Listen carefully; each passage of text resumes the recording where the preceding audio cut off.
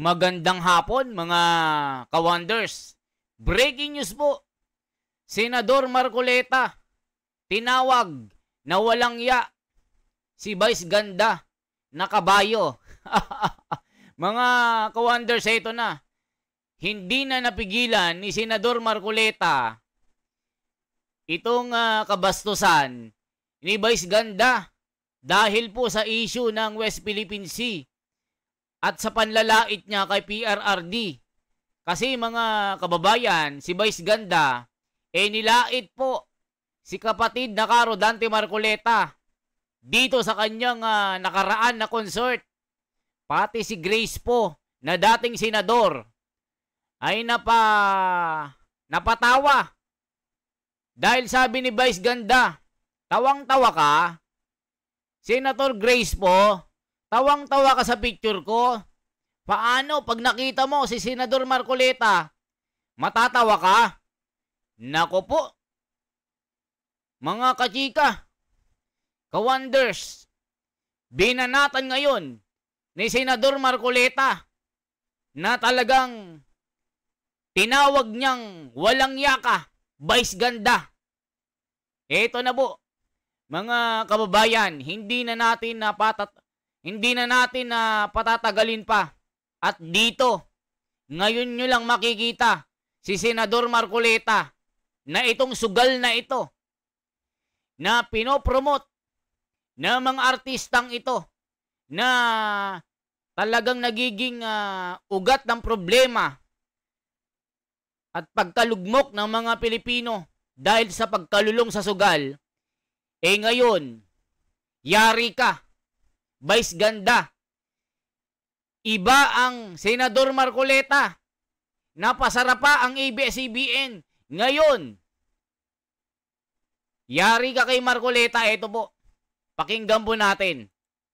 Matindi ito mga kababayan ha. Yari ka talaga kay Marcoleta. Ngayon, siya naman ngayon ang magsasalita. Nanginig si Vice Ganda dito mga kababayan. Kasi tatawa-tawa, mamaya masara na naman ang kanyang network. Ito na po. Deliver his opening statement, Senator Rodante Marcoleta. Salamat po, Mr. Chair. Ako po ay miyembro ng Iglesia ni Cristo, kaya kapag ako po ay nagsugal, matitiwalag po ako. Kaya alam na po ninyo kung anong posisyon ko dito. Kaya lang, bago po natin gawin ang dapat gawin, gusto ko malaman kung gaano tayo kahanda. Halimbawa, total ban. Noon total ban ang ating napag-usapan. Gaano tayo kaseryoso? Kasi po, kunwari, yung online gambling platforms, naisara nating lahat. Paano yung wetting? Ako po, grade 1 pa lang ako, may wetting na sa amin. Hanggang ngayon, nandun pa rin po. So, nagsasara tayo, pero bukas tayo sa iba. So, baka mamaya sabihin ng tao, hindi naman totoo yung pinagsasabi ng mga senador na ito. Gusto ko po, seryosohan. Gaano po tayo kaseryoso na gawin natin lahat to? Kasi po, tingnan ninyo, sa public administration, meron po tayong mga key principles in public policy. Ang nakaakma pong key principle in public policy sa ganitong klaseng suliranin, yung pong tinatawag nilang Pareto efficiency. Minsan tinatawag pa rin itong Pareto optimality. Ano po ibig sabihin nun? It describes a situation where a state is supposed to allocate resources in a way that makes it impossible to make one very happy, but also making the other very, very sad. Tingnan po ninyo, in accordance with the charter and the governing board of the PAGCOR, yung earnings are distributed as follows. 5% of winning goes to BIR, as franchise tax. 50% of the 90% balance goes to the National Treasury as national government mandated income share.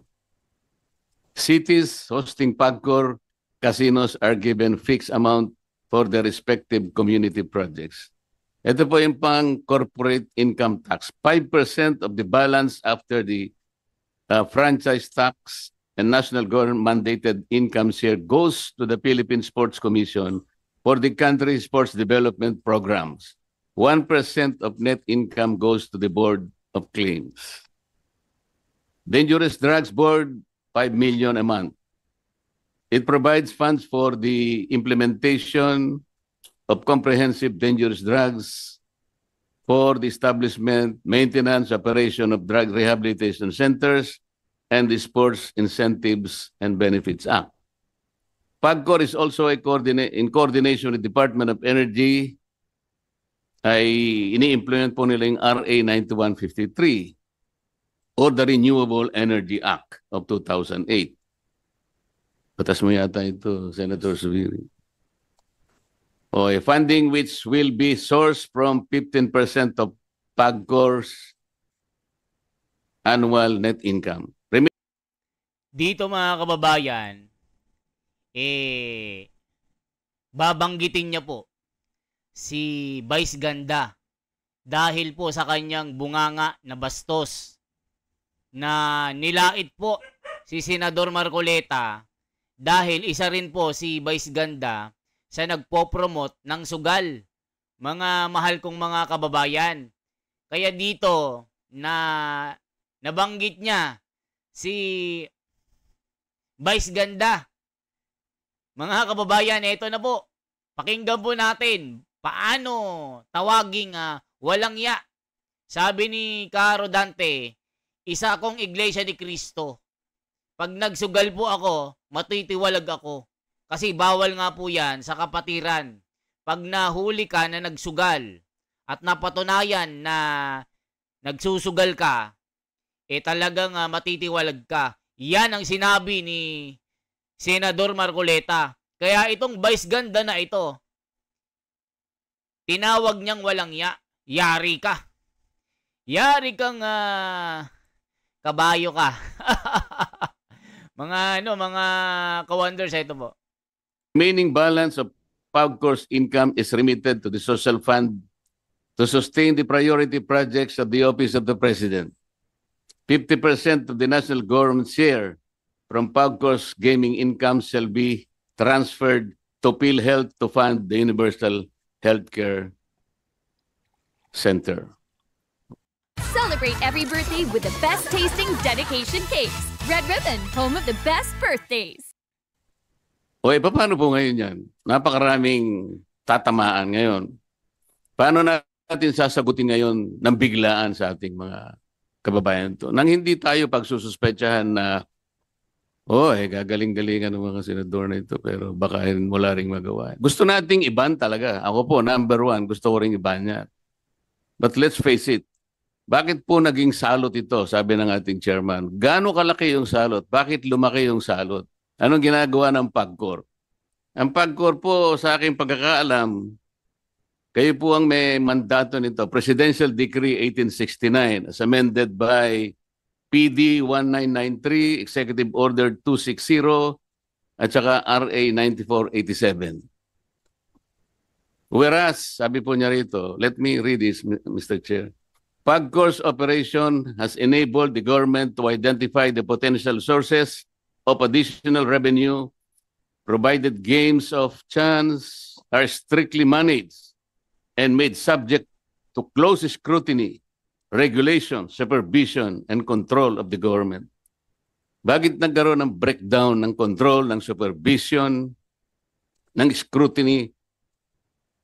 Bakit sangayon ngayon sa mga nagsipagsalita ng mga kasama ko ay lumala ng lumala and we're facing a social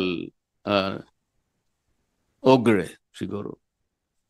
Ano po ang ginagawa ng DICT, for example? Kayo po ay magbabantay din dito. So ito po lahat pag-usapan muna natin. Sino-sino po ba ang may-ari ng mga online game platforms? Siguro po kailangan isubmit sa atin ng PAGCOR sino po yung malalaki talaga. Halimbawa po, sino ang may-ari ng AB Leisure Exponent Inc.? Sino yung may-ari ng Gabin Ventures Inc., GVI? Sino yung may-ari ng Playmate Leisure Solutions Corporation? Sino may-ari ng PhilWeb Corporation? 4 lang po yung babanggitin ko. I was informed that these 4 online gaming operators corner more than 80% of the entire market for this gambling operation. Sino po itong mga lalaking? Kilala ko po lahat ito, kaya lang gusto ko marinig sa PAGCOR. Isasubmit nyo po ba sa komite kung sino-sino ang may-ari ng mga gaming platforms na ito? Ito na mga kachismaks, mga kababayan. Mababanggit na si dito, si Vice Ganda. Ito na po. Walang ya. Yun ang sabi ni Ka Marcoleta. Yari kag Vice Ganda. Ito na po siya. Mr. PAGCOR, can you make a commitment na i-submit po ninyo? Your Honor, we will submit the list and the beneficial owners of all the companies that not only you have mentioned, but lahat na po yung kulang 70 lang po kasi yung may lisensya. Meron pong purely online lang, merong physical casino at meron ding online casino. Opo, Your Honor. Amin pong isusumite ang 2 uri ng pagmamayari na inyong tinatanong. Una po, yung sa land-based casinos, yun po yung tinatawag ng mga integrated resorts. So kung saan yun po ay may mga iba't ibang pag-aari din. Ngayon meron din po yung mga land-based casinos na yon na integrated resorts. Sila po ay meron ding online gaming na negosyo na kalakip sa kanilang lisensya.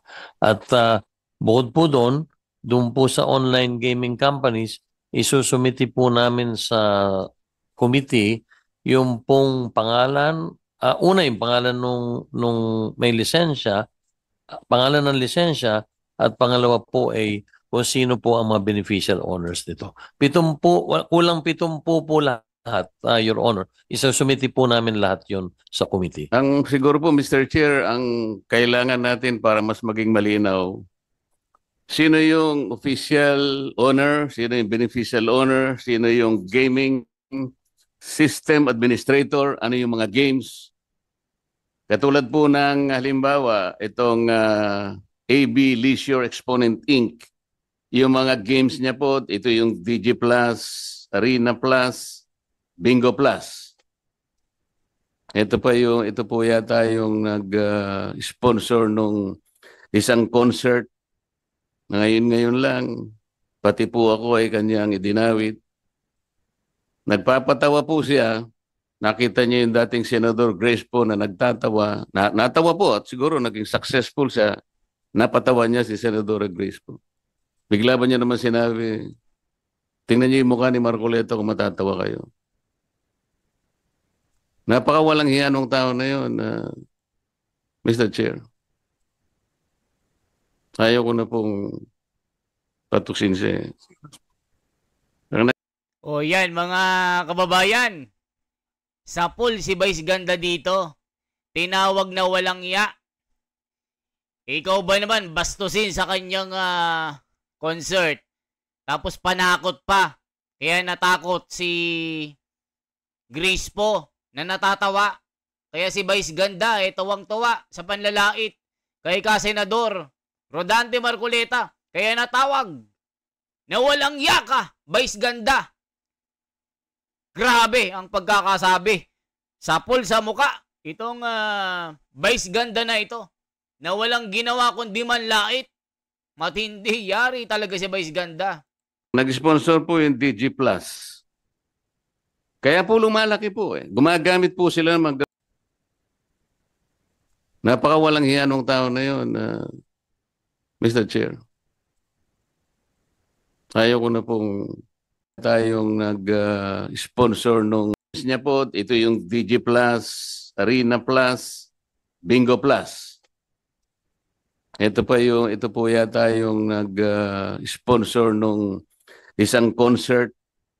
Ngayon lang, pati po ako ay kanyang idinawit. Nagpapatawa po siya. nakita niya yung dating Senador Grace po na nagtatawa. Natawa po at siguro naging successful siya. Napatawa niya si Senador Grace po. Bigla ba niya naman sinabi, tingnan niyo yung mukha ni Marcoleta kung matatawa kayo. Napakawalang hiya nung tao na yun, Mr. Chair. Ayaw ko na pong patuksin siya. Ang nag-sponsor po yung DG Plus. Kaya po lumalaki po eh. Gumagamit po sila ng mga ganong klaseng mga sikat na mga tao. So, alam ko po malaking pag-uusap ito, Mr. Chair. At alam ko, I think the PAGCOR and the DICT will be struggling to reinvent themselves kung paano ma-address ito. Halimbawa, mapag-usapan natin total ban. Paano kaya ang gagawin nila? Sa ngayon pa lang, Mr. Chair, I would suggest, kung nandito po yung representative ng BSP, na silang nagre-regulate po ng mga e-wallets. I believe, Mr. Chair, the BSP should issue a suspension order to e-wallet platforms to deny links to all these online game platforms para wala na pong wala nang pag-uusapan. Can the BSP do that? Good morning, Mr. Chair, Your Honor. Yes, as the Monetary Board of the Bangko Sentral ng Pilipinas has approved our policy that we direct the BSP supervised institutions to take down and remove all icons and links redirecting to online gambling sites. Ayan mga kababayan, matindi. Pag si Caro Dante talaga, si Senador Marcoleta po ang nagsasalita, talagang makapangyarihan. Kaya Vice Ganda, karma ka na ngayon. Pati yung sugal na pinopromote mo, mate-take down na at mawawala ka ng kita. Tignan nyo mga kababayan, nasabihan na walang ya si Vice Ganda dito dahil nga dinawit itong si Senador Marcoleta sa kanyang panglalait kasama ng kanyang tirada dito kay Tatay Digong, mga kababayan. Anong masasabi nyo dito? Natira tuloy. Pinagapang, sinuplak itong si Vice Ganda, mga kababayan. Mga nagpo-promote ng sugal, ito na ang katapusan nyo. Ito na ang katapusan ng inyong kapiestahan. Dahil yung sugal na yan, totally ban. Kinausap na ni Senador Marcoleta ang mga kumpanya na i-block at i-take down yung mga links kung saan nag-re-register ang mga sugarol. Dati mga kababay, waiting lang. Bata pa ako nun, may waiting na. Yung mga kapitbahay ko, piso, 2, 3, tumataya ng waiting. Noon, palakad-lakad lang ngayon, may mga cellphone na. Kaya yung ibang mga Pilipino, lugmok sa kahirapan. Sinasanla ang mga bahay at lupa, mga alagang pusa, mga aso, mga kalabaw, nawawala. Naghihirap sila dahil sa online sabong na ito, mga sugal na pinapalabas at iniindurso na mga walang yang mga artistang ito. Mga kababayan, kaya approve yan, Senador Marcoleta. So, suportahan ka namin sa inyong layunin na mahubog ang mga Pilipino sa magandang pamumuhay para hindi sila malugmok sa sugal. Diba mga kababayan? Yan lamang po ang ating bahagi. Once again, ako si The Wonders Philippines. Isang like, isang share, at isang subscribe. Approve! Senador Marcoleta, tanggalin lahat ang mga sugal na mga online gambling na ito. Mabuhay ka po. At salamat po mga kababayan na sumusuporta sa ating YouTube channel. Pa-join na rin kayo sa ating community, mga kababayan, mabuhay po.